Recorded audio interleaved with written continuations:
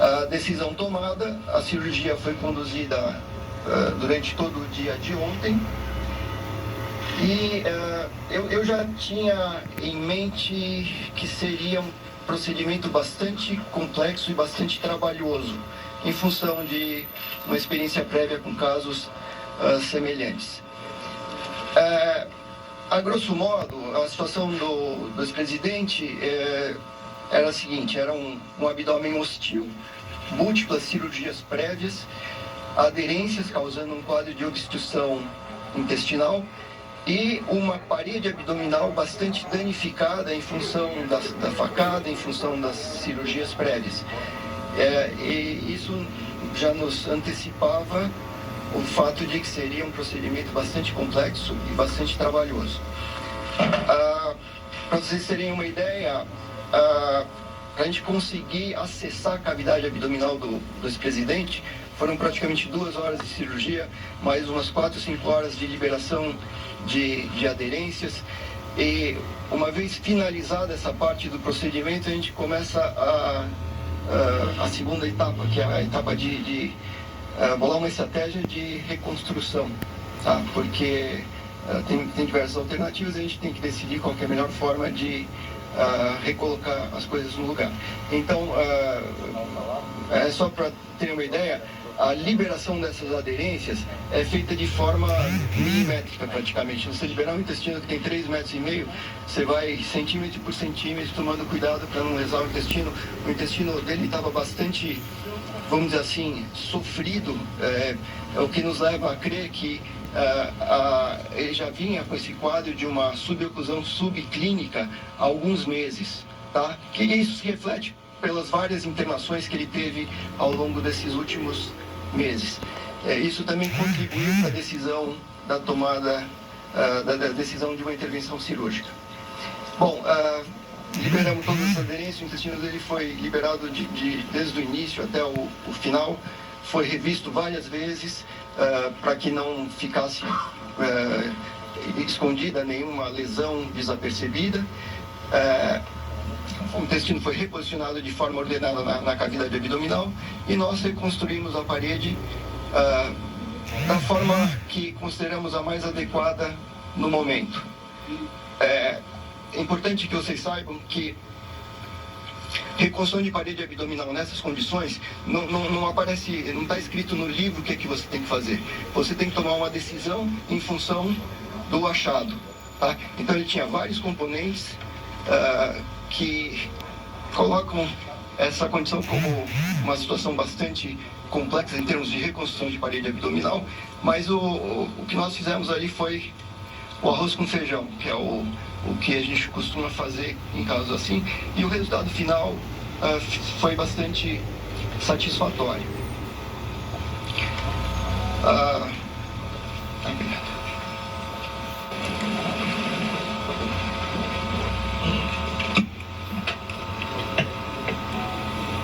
Ao término do procedimento, nós nos demos por satisfeitos e agora nós temos essa primeira fase do pós-operatório, que são essas primeiras 48 horas, que são bastante críticas em função de tudo isso que o Dr. Leandro comentou.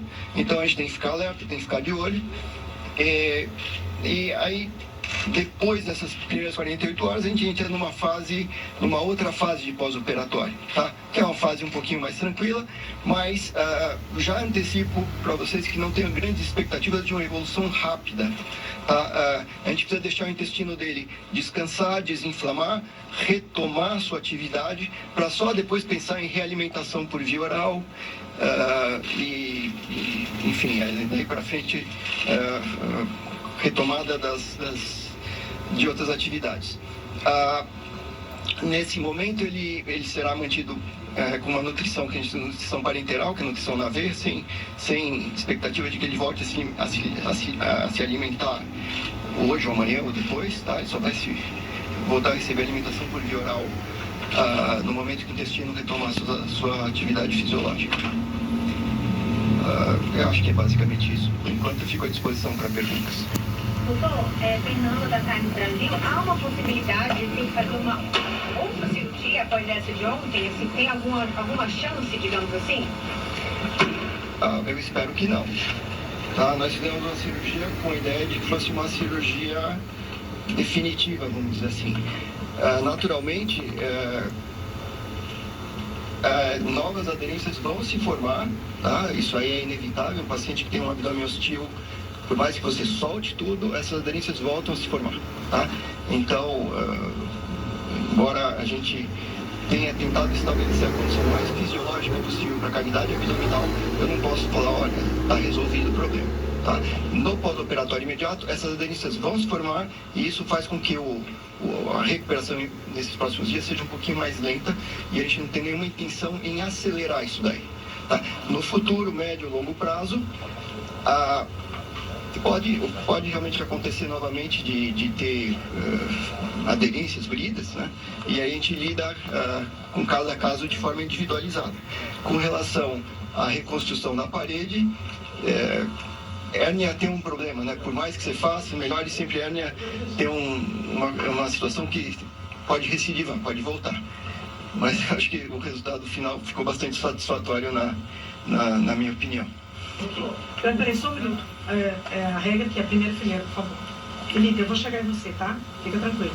Alguma pergunta na primeira fileira? Deles, por favor. Só considera que do começo ao fim, nessas 12 horas de cirurgia, com toda essa equipe cuidando do coração, pulmão, detalhes, houve algum momento mais tenso, onde houve um risco muito maior? Ok, não. Durante todo o período a gente ficou bastante tranquilo, bastante à vontade, mas naturalmente no início da cirurgia, nas primeiras horas, você não sabe o que você vai encontrar. Então, eu posso dizer que o momento mais tenso, mais incerto da cirurgia foi no acesso inicial à cavidade abdominal. A gente tem que fazer isso com muito cuidado para não lesar mais o intestino, que já está bastante sofrido. E encontrar exatamente o que esperava? Exatamente o que eu acreditava que ia encontrar foi o que nós encontramos. Ok. Doutor João Paulo, do Jornal Povo, eu tenho duas perguntas. A primeira, eu queria entender o que são aderências, porque é a parte da parede que se junta com a outra, gera ferida. E a segunda, quais são as restrições do presidente no médio e curto prazo? Ele vai poder voltar a viajar em quanto tempo? A expectativa de alta na próxima semana, daqui 15 dias? Nos casos, da frequência desses casos, como que isso ocorre? Ok, então vamos lá. Toda vez que você viola a cavidade abdominal, ou quando você faz uma laparotomia, no caso do presidente, a primeira cirurgia foi uma laparotomia de extrema urgência, porque ele estava morrendo. Toda vez que você viola uma cavidade, você coloca inadvertidamente contaminantes dentro da cavidade, que é pó da luva, fiapo das compressas que usa para fazer o controle do sangramento. E esses contaminantes, eles causam uma reação inflamatória no peritônio, e o peritônio ele reveste tanto os intestinos quanto a parede abdominal. E essa reação inflamatória resulta em aderências.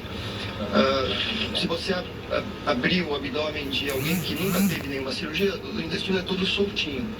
Mas quando você abre um abdômen que já foi operado 4, 5, 6 vezes, as alças intestinais elas são todas agrupadas, quer dizer, você não consegue individualizar, a menos que você faça a liberação dessas aderências.